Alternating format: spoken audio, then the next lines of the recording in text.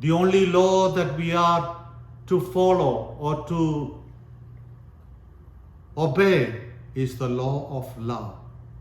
And that love can be multiplied by simple and repeated acts of kindness, goodness. And that is where our royal lineage leads us to.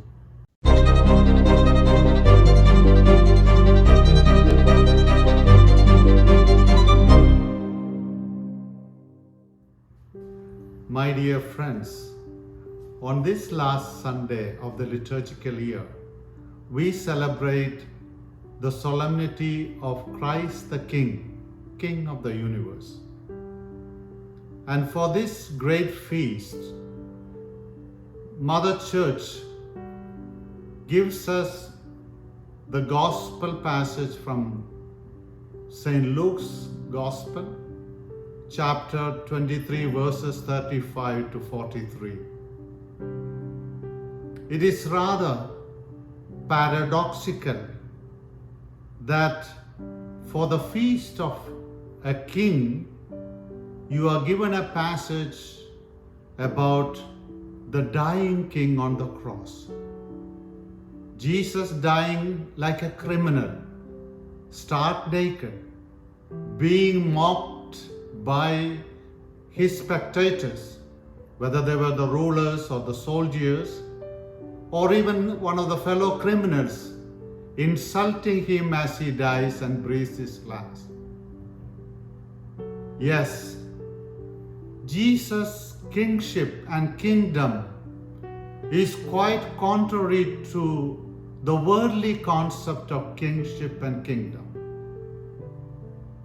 A worldly king is someone who is powerful, majestic and glorious, one who is invested with much power and control of his subjects. He is surrounded by numberless servants who are ready at the beck and call of the king. Here we have a king who is dying as his last act of service to humanity.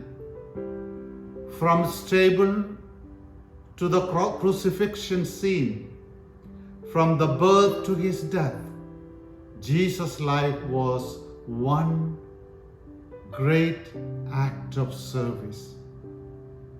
To serve and to serve was the mission of Jesus. And the gospel, the good news that Christ preached as an essential characteristic of his kingdom, is one of fraternal charity and humble service. Jesus often told his disciples and reminded them time again and again that to be great is to serve and not to be served. And as he was giving his life, surrendering his life in a great act of service of saving us poor sinners, even a fellow criminal jeered at him, laughed at him and said, "If you are really the king, why don't you save yourself? You have saved so many others." While the thief at his right, the good thief, recognizing who he really was, claiming that he and his fellow criminal deserved that punishment which they got. Whereas Christ, the innocent one, was all-powerful and yet the victim of all the iniquity of humanity. And what he asked the Lord on the cross, as he receives a benevolent gaze from someone who really looked at him with compassion, "Lord, when you enter your kingdom, remember me." And the answer that Jesus gives, "You will be, I promise you will be with me in paradise today." What greater service can one human being can do to his fellow human being other than to give him hope and to give him the promise of eternal happiness.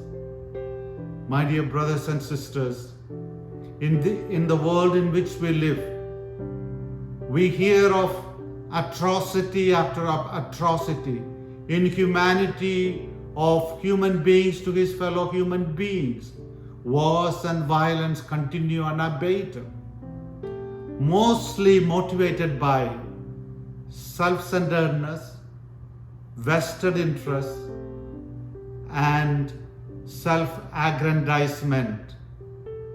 And it is in this context, the celebration of the King of Kings, who offers his life in service and who promises that we will be with him in his paradise if only we believe in him, subject ourselves to his kingship of loving service and humble service.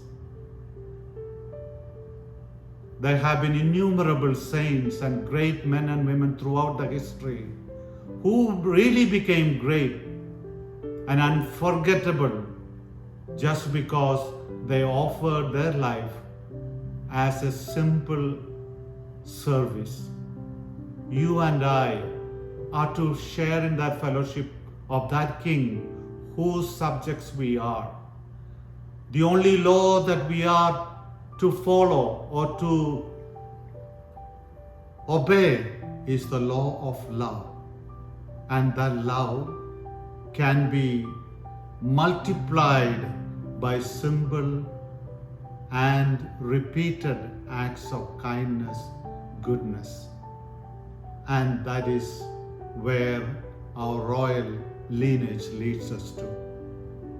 I wish you all a very happy feast.